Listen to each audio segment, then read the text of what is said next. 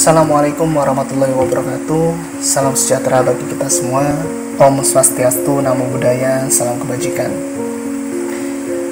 Pembahasan Indonesia adalah negara hukum sudah berjalan atau hanya sebagai slogan? Pernyataan ini sudah seringkali kita dengar dari mulut ke mulut atau dari berbagai media yang tengah viral. Karena berbicara mengenai sebuah negara dan juga hukum, itu tidak bisa serta-merta dilihat dengan kasat mata. Membutuhkan aneka pendekatan demi mengetahui makna yang tersirat dan tersurat di dalamnya. Dalam penelitian hukum, kita bisa menggunakan pendekatan dengan 5 rumus andalan, mulai dari pendekatan perundang-undangan sampai yang terakhir yaitu pendekatan konseptual. Dari sini kita bisa menggarisbawahi bahwa sejatinya hukum bukan suatu hal yang menakutkan atau sesuatu yang sulit untuk dipahami. Mengetahui negara Indonesia adalah negara yang paling banyak memiliki kekayaan alam dan juga bentuk kebudayaan membuat kita lupa bahwa semua itu perlu untuk dijaga. Oleh karena itu, hukum hadir senantiasa bukan hanya sekedar untuk mampir, tetapi hukum berbicara mengenai wujud keadilan dan kesalahan yang harus dipertanggungjawabkan.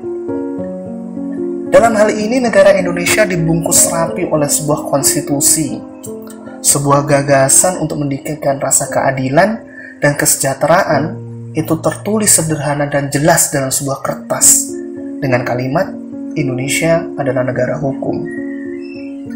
Hal tersebut menunjukkan bahwa rasa aman, tentram, sejahtera akan amat sangat mudah untuk diraih apabila semua elemen negara tunduk pada ketentuan hukum yang berlaku. Namun kenyataannya, hal itu justru berbalik 90 derajat dengan kenyataan yang ada. Banyak yang berpikir, khususnya orang awam, bahkan termasuk saya, pernyataan Indonesia adalah negara hukum itu hanya berlaku pada orang-orang kalangan bawah atau minoritas. Ya, siapa yang tidak setuju hal seperti itu? Mereka yang harus tunduk dan penguasa menjadi pengecualian. Seolah-olah implementasi penegakan hukum itu tidak sesuai.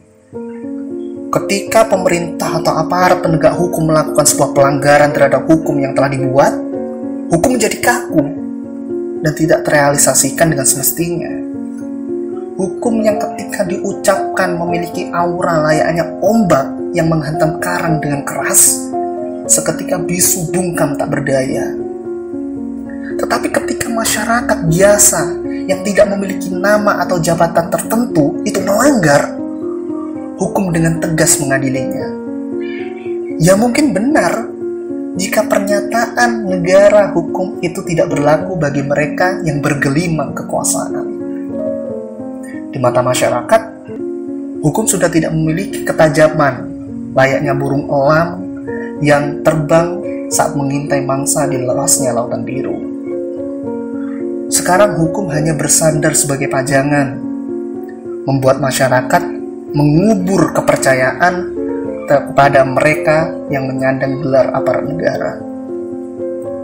Kritik, saran, serta pujian dari masyarakat bukanlah sekedar mencari sensasi, tetapi itu menunjukkan bahwa mereka peduli terhadap negeri. Namun tidak bisa dipungkiri, kenyataannya mereka yang sekarang ini menyuarakan aspirasi dalam bentuk keadilan mana menjadi sosok tersangka dalam kacaunya negara. Mereka yang meminta keadilan justru dianggap menyuarakan kebencian dan penghinaan. Apa yang salah dengan negara ini? Tanda tanya besar.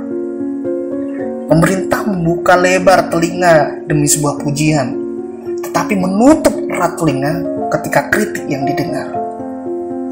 Bahkan pemerintah tidak akan segan-segan untuk menggunakan kekuasaannya menjadikan hukum sebagai pelindung kesalahan.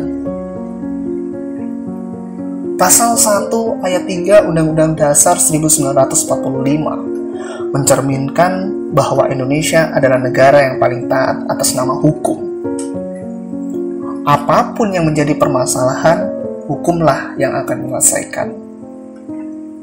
Ya mungkin itu harapan dari mereka yang mengharapkan hukum sebagai wujud keadilan dan kesejahteraan. Bukan malah menjadi tembok untuk mereka yang bersembunyi ketika melakukan pelanggaran, atau hukum yang bisa dibeli oleh mereka yang punya kekayaan. Melihat kondisi seperti ini terulang-ulang kembali, negara Indonesia seperti memperlihatkan bahwa negara yang dikatakan hukum itu tidak sesuai dengan pengimplementasian demokrasi, yang dimana menjunjung tinggi kedaulatan rakyat itu menjadi kabur, tidak jelas ataupun tidak tegas. Oleh karena itu, demi mencegah negara Indonesia menjadi negara hukum yang hanya sebatas utopia belakang, diharapkannya pemerintah serta aparat penegak hukum dapat menjaga apa yang namanya kewibawaan dan kekuatan hukum. Yakni dengan cara apa? Cara ikut mematuhi hukum atau menerapkan wujud dari keadilan tersebut.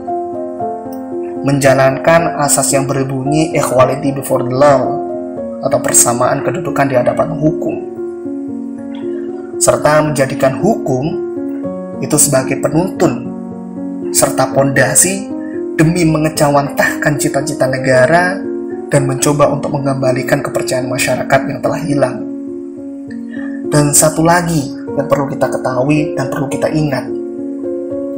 Satu hal yang pasti, hukum bukanlah tameng bagi mereka yang melakukan kesalahan atau untuk mereka yang bisa membeli karena punya kekayaan. Tetapi hukum hadir bagi mereka yang mencari keadilan, karena hukum itu berbicara mengenai wujud kesejahteraan dan kesalahan yang wajib untuk dipertanggungjawabkan. Sekian, terima kasih dari saya. Wassalamualaikum warahmatullahi wabarakatuh.